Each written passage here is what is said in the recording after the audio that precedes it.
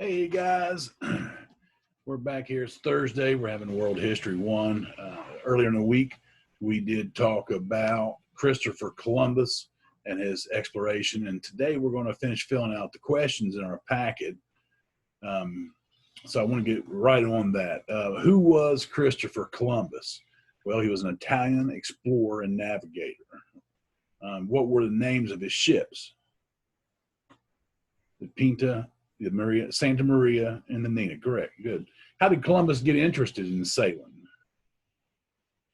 That's correct. As a teenager, he went on voyages, trading voyages, and that's what got him interested into sailing. So what happened to Columbus on his first voyage? Well, it didn't go too well for him, did it? Nope, that's right. That's right. His fleet was attacked by French privateers, and remember, privateers are just a fancy word for pirates. They were attacked off the coast of Portugal. His ship was burned, and he had to swim to the coast and to survive. Which at that point in time, he ended up getting married and had a son. So how many times was he married, and how many kids did he have? Well, he was married to Philippa Perestrello, I believe is how you pronounce it. They had one son named Diego. She passed away, and there's no mention really much about his son in history, but he had a second son, Fernando, which was out of wedlock. Not highly looked upon at that time. How did Columbus gain knowledge of the Atlantic currents? Well, he went to several expeditions. That's right, to Africa. And notice that they followed east and west of the Canary Islands. So he had this knowledge base before he set out to discover what he thought was the New World. During Columbus's time, what made travel eastward so difficult? But Muslim domination of the trade routes in the Middle East is what made it so difficult. They had to go around because, again, different countries would send out privateers or just seamen that would attack other boats and take all their stuff. That's kind of the way it was. What route did Columbus decide on? Which way was he going? That's right, west, across the Atlantic to where he thought he was going to Asia. Poor Columbus, right? What difficulties did Columbus run into trying to get his voyage going? Yes. The royal court finally let him go, but he kept presenting it to either England, Portugal, and then it was finally Spain that paid him. That's what he was looking for, somebody to pay him to go get them some more money.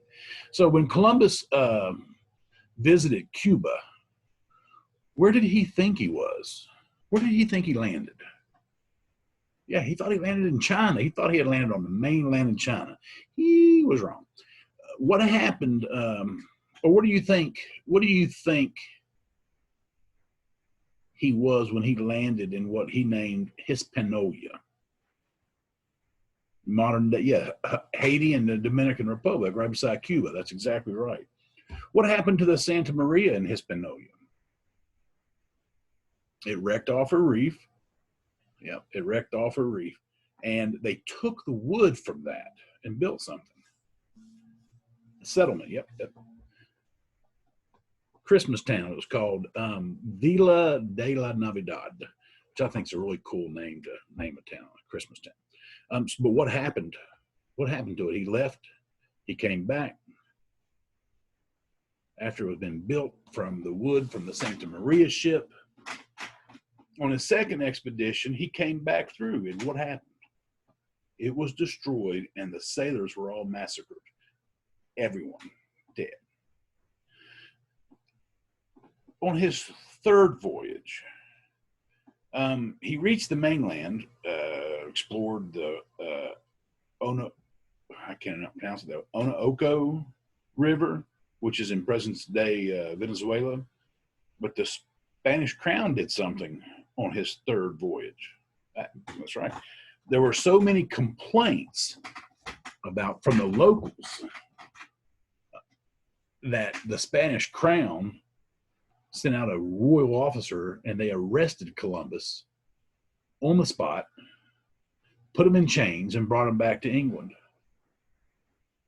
Now, he fought to get out of it, was not prisoned, but lost all of his riches, almost all of the things he'd acquired after years and years of these dangerous voyages. And he lost his titles.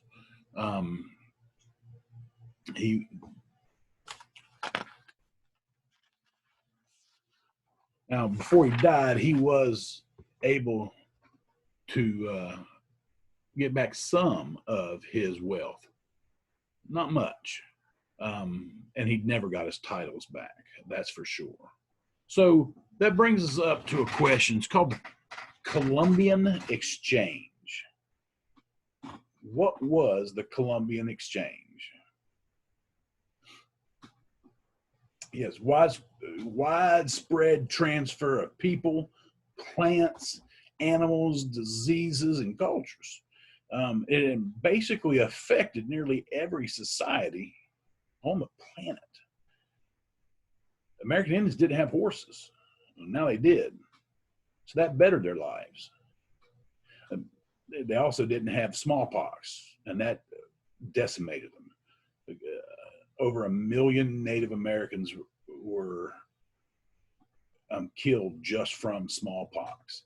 So we lost a huge amount of history of our country because when it was their country, they all died off, and because of us. So the negative things associated with Columbus's discovery of what he thought was the Americas, was the disease. I'll show you a little video here real quick.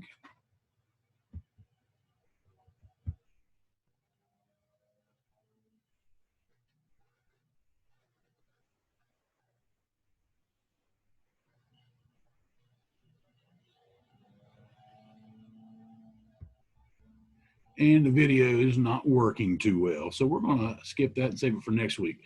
Are there any questions? And I know we're just recapping what we had started earlier this week, but I wanted to go over and make sure you had the answers to the questions that we'd sent home, and see if there were any questions or any comments about Columbus and what was going on with his exploration at the time. Everybody good? All righty. Well, I will see you all. Have a wonderful weekend. I will see you all next week.